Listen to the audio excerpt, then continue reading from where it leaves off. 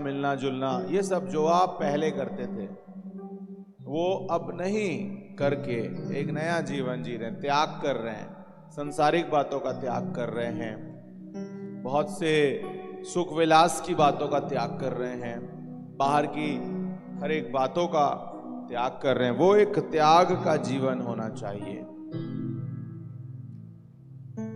आपके जीवन में जब तक त्याग नहीं आएगा आप आगे नहीं बढ़ पाएंगे। आपको मसीह जीवन में त्याग करते हुए आगे बढ़ना होगा। दूसरा हम देखते हैं गवाही का जीवन होना चाहिए। आपके लाइफ में टेस्टिमनी होनी चाहिए, गवाही। कोई भी मसीह ऐसा नहीं होना चाहिए जिसकी लाइफ में गवाही ना हो। हर एक के जीवन में क्या होना चाहिए? गवाही होना चाहिए। हालेलुया। और आप देखेंगे आपके लाइफ में क्या है? गवाही। यीशु ने मेरे जीवन में ऐसा काम किया, ये गवाही होनी चाहिए। यीशु ने मेरे जीवन में ये अद्भुत काम किया, आपकी ये गवाही होनी चाहिए। हालेलुया। और गवाही का जीवन आपका जीवन होना चाहिए। हालेलुया। परमेश्वर सचमुच में हमारे जीवन को गवाहियों का जीवन बनाना चाहता है। हर पल गवाहियां होंगी, हर समय गवाहियां होंगी। आप विश्वास करते हुए यहाँ बैठे हुए हैं आज फायर मिनिस्ट्री चर्च में, आपके लाइफ में अद्भुत रीति से गवाहियां निर्मित होंगी। आमीन। आपका लाइफ गवाही का लाइफ होना चाहिए। आपके जीवन में गवाहियां होनी चाहिए। Praise the Lord. कि परमेश्वर ने आपके जीवन में क्या किया आप दूसरों को बताएं। ये मसीह जीवन होता है। वो शांत नहीं होते, वो ये बताते हैं कि मेरे लाइफ में परमेश्वर ने क्या किया है। हालेलुया। मेरे लाइफ में परमेश्वर ने कैसे कामों को किया है। हालेलुया। तो हमारा लाइफ एक गवाही का लाइफ होना चाहिए। आमीन। तीसरी बात है हमारा जो मसीह जीवन वो प्रेम का जीवन होना चाहिए। उसके अंदर क्या आना चाहिए? प्रेम। हमेशा प्रेम रहना चाहिए। मसीह जीवन में प्रेम का होना भी बहुत जरूरी है और प्रेम में आपको चलना होगा। प्रेम में आपको रहना है। सबसे प्रेम करना है। अपने शत्रु से भी प्रेम करना है, अपने विरोधी से भी आपको प्रेम करना है। आपको प्रेम करना सिखाता है बाइबल। और इसलिए वचन में प्रेम को सबसे ज्यादा महत्व दिया गया है। वचन में प्रेम को सबसे ऊपर रखा गया है। आपका लाइफ प्रेम में होना चाहिए। सब भाई बहनों से प्रेम होना चाहिए। मसीह कलीसिया से प्रेम होना चाहिए। जब आप प्रेम में चलेंगे आप आशीषों में होंगे। हालेलुया। मसीह जीवन प्रेम का जीवन होना चाहिए। प्रेम उसके अंदर पाया जाना चाहिए। आपको प्रेम में चलना है। किसी से किसी बात का बुरा नहीं मानना है। किसी से किसी बात के लिए आपको किसी के विरोध में नहीं कहना है। कोई कानाफूसी नहीं करना है। कोई प्रकार के बुरी बात या बुराई किसी के लिए किसी के प्रति नहीं करना है। किसी से भी नहीं करना है। आप प्रेम में चलो क्योंकि मसीह प्रेम है और वो बुराई करना नहीं सिखाता पर हमें प्रेम करना सिखाता है। आमीन। और इसलिए हमें क्या करना है? प्रेम। हालेलुया। सभी से प्रेम करना है। कोई अच्छा कर रहा हो तो भी, कोई अच्छा नहीं कर रहा हो व्यवहार हमारे साथ तो भी हमें उससे प्रेम करना है। हालेलुया। तो वचन हमें सिखाता है कि हमारा मसीह जीवन प्रेम का जीवन हो। चौथी बात हम देखते हैं हमारा मसीह जीवन आज्ञाकारिता का जीवन होना चाहिए। हमारा मसीह जीवन आज्ञा मानने वाला, आज्ञाकारिता का जीवन। परमेश्वर ने जो जो आज्ञाएं दिया है हमें, हम उन आज्ञाओं में चलें। वो आज्ञाएं हमारे लिए मानने के लिए हैं कि हम उसे माने, पढ़ने के लिए बस नहीं है कि हम उसे पढ़ लें, मगर उसे माने, उसमें चलें। हालेलुया।